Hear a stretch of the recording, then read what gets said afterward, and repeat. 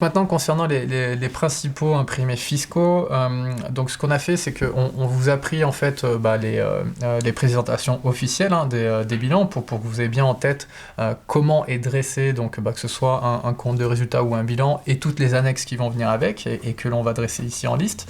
Encore une fois, vous avez donc le bilan à l'actif et le bilan au passif, où vous allez avoir donc une colonne pour les montants bruts, une colonne pour les amortissements, et donc du coup par déduction vous allez avoir votre montant net. Pour le bilan au passif, on n'aura plus cette distinction en fait à faire, cette colonne amortissement, parce que les amortissements ne se font que sur de l'actif, et donc au passif, de toute façon, les montants bruts sont les montants nets. Au niveau du compte de résultat, là encore une fois, vous avez donc la présentation officielle du compte de résultat. Donc là, ce sont donc notamment le bilan que l'on vient de voir et ce compte de résultat, c'est ce qui rentre directement en fait dans le système de base ou développé.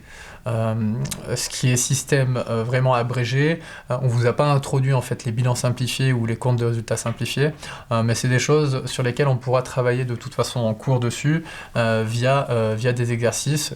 Encore une fois, ce n'est que la présentation qui change, l'information financière dont on a besoin, de toute façon, on la retrouvera. Vous avez effectivement parmi les annexes le tableau des immobilisations. Donc là, en fait, ça va faire référence à tout ce que l'on a inscrit à l'actif, mais à l'actif immobilisé. Donc ça va être dans le premier encadré de votre bilan actif. C'est là où en fait on va venir détailler justement en fait la vie des immobilisations durant cette année. Notamment en fait les diminutions et les augmentations. Donc les diminutions, elles sont logiquement dues par des dotations aux amortissements ou par une vente, tout bonnement. Et les augmentations, elles sont clairement dues donc à une nouvelle acquisition d'immobilisation. Donc là, vous allez bien avoir une présentation donc en colonne, en liste, et qui sépare bien donc le montant net, la valeur brute, les diminutions, les augmentations, et donc au niveau donc de vos immobilisations.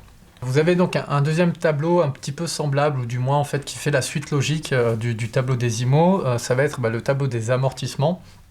Et ces amortissements sont logiquement liés au tableau des immobilisations que l'on vient de voir. C'est une information en fait qui est continue, c'est une information qui est continue par rapport au tableau des immobilisations, et ce qui va nous donner un petit peu plus de précision encore une fois sur la politique d'amortissement de l'entreprise et ce qu'elle a pu en fait passer en dotation. Ensuite, vous allez avoir effectivement le tableau des provisions. Donc là, en fait, c'est tout ce que l'entreprise va pouvoir décide d'anticiper, donc provision pour risque ou charge. Donc là, encore une fois, une présentation en liste avec donc le montant brut, les augmentations, les diminutions et donc le montant net. Donc là, c'est pour avoir vraiment un descriptif bien détaillé de chaque provision que l'on a pu faire, et donc notamment retrouver en fait la nature de cette provision pour risque ou pour charge. Ensuite, vous allez avoir un tableau qui est consacré donc plutôt à tout ce qui est de l'articulation au niveau du BFR. Donc comment le BFR vit ?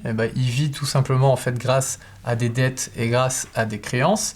Et bien là, c'est un document qui va nous donner encore plus d'informations justement sur ces données-là.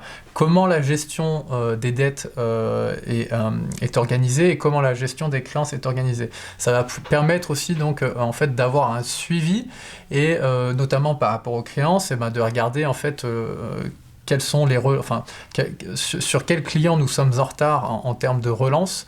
Est-ce que cette créance est plutôt jeune ? Est-ce qu'elle est plutôt âgée ? Est-ce que ça fait longtemps qu'on détient cette créance ? Voilà, donc ça va être un tableau aussi qui va permettre en fait le suivi de performance entre donc les créances et les dettes.